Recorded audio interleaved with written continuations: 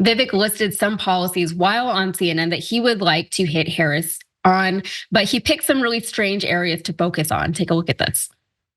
I think there's a gaping, wide open opportunity to go harder after Kamala Harris on her policy record. I think the reality is most people do like their private health insurance who have it. She has favored taking it away. Most people do like fracking and drilling and the effects on energy prices that has. She's opposed fracking. She's opposed to even offshore drilling. These are issues we should be hitting hard on. Take that tax on unrealized capital gains. That means most farmers and most small business owners will have to pay taxes with cash they literally do not have. That is a formula for a Great Depression. Yeah, so do people like their private health care? Yes and no. We have a couple of graphics for you, and you can see that Americans generally agree that everyone should have health care. But when you look at Americans who prefer private insurance over public, that margin starts to narrow. So obviously there is still some work to be done for progressives to sell single payer healthcare to Americans, but that doesn't mean that they like Trump's plans. It says that Harris has more of an advantage over Trump when it comes to handling issues related to race and racial equality, abortion policy, and healthcare. Roughly half of US adults say Harris would do a better job than Trump handling each of those issues, compared with about 3 in 10 for Trump. And that's according to KFF tracking. But even when Biden was leading Trump whenever Biden was running for president against Trump, he was leading Trump in almost every area in question. Voters trust Biden more than Trump on a variety of healthcare policy measures, but are split when it comes to Social Security and addressing healthcare costs. You can see the lead that Biden had in determining the future of the Affordable Care Act, maintaining protections for people with pre-existing conditions, ensuring access to the Affordable Health Care Act, and determining the futures of Medicare and Medicaid. A storm is tearing up the digital media industry. Only our audience can save us in these difficult times. Help us reach our goal of 100,000 new members at tyt.com/team.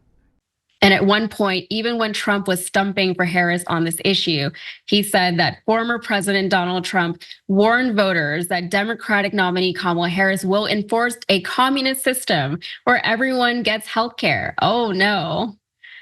He also talked about support for fracking, which is for a swing state like Pennsylvania. They are a fracking state, so he was trying to get them on that. So let's check in and see how things are going for Trump in Pennsylvania. It says the majority of Pennsylvania residents want fracking to end. The clean energy industry performed much better, with 69% of voters viewing it favorably and only 18% viewing it unfavorably. A clear majority of Pennsylvania voters, 55%, say they support the immediate or eventual end of natural gas drilling, also known as fracking, in the Commonwealth, according to a recent poll commissioned by the sustainably minded think tank Ohio River Valley Institute. So one last thing he mentioned is a tax on unrealized capital gains, saying it would affect most farmers and small businesses. Here is Harris's plan in that respect. It says no one making less than $400,000 a year would see their taxes go up under the plan. Instead, Ms. Harris is seeking to significantly raise taxes on the wealthiest Americans and large corporations. People with more than $100 million in wealth would have to pay for at least 25% on a combination of their income and their unrealized capital gains, the value of the appreciation in the stocks, bonds, real estate, and other assets that they own but haven't sold. So that doesn't sound like most people to me, maybe most people in Trump circles, but he certainly runs in an exceptional crowd. What's interesting to me about his stance on fracking is that he assumes that just because people live in a fracking state, they support fracking. I live in an oil and gas state, and plenty of Texans would like to see the state free from the chokehold of that industry. We want cleaner air. We want cleaner water. We want mass public transportation, but the oil and gas industry won't let us have it. The flip side of that is that many people do earn their living in some way, shape, or form from that industry. But that doesn't mean that industries cannot and should not transform and evolve over time. But Trump can only understand things in terms of monetary value and personal income. And he seems not just unwilling to do so, but incapable of thinking beyond that. Jordan, any thoughts? Yeah, let's talk about the unrealized capital gains talking point that Ramaswamy is hitting. First of all, like you point out, he's lying about the impact.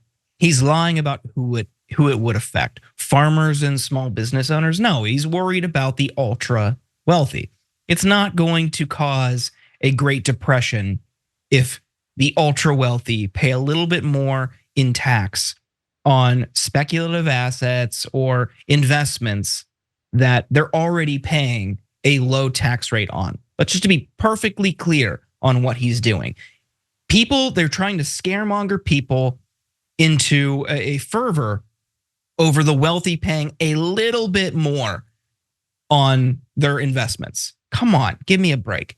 Fracking, it is interesting to see the polling change. That used to be a third rail in politics in that state, and people have now seen the impacts of fracking. Texas saw it very early, especially around Houston, and they noticed, oh, the water is different. The air is different. If you live near a frack pad in like the Woodlands, for example, and outside of Houston, your air is terrible. It's hard to breathe. I know reporters who did a long series of stories down in Texas. It's abrasive. And after being sold fool's gold by the oil and gas industry in Western Pennsylvania, especially, where you have the Marcellus and Utica shale formations, they say, oh, there's gonna be an abundance of riches coming in for you. You're gonna sell your mineral rights to us. You're gonna make a windfall. And what happened? Nothing.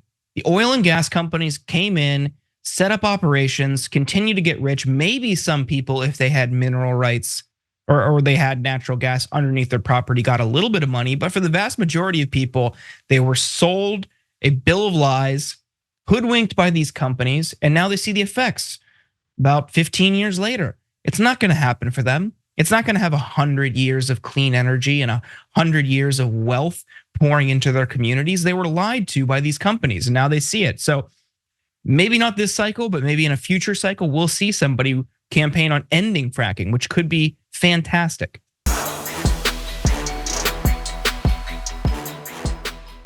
Members make a difference here at TYT. You help make the show happen, and we see you in the chat with your loyalty badge. Click the join button to become a member today.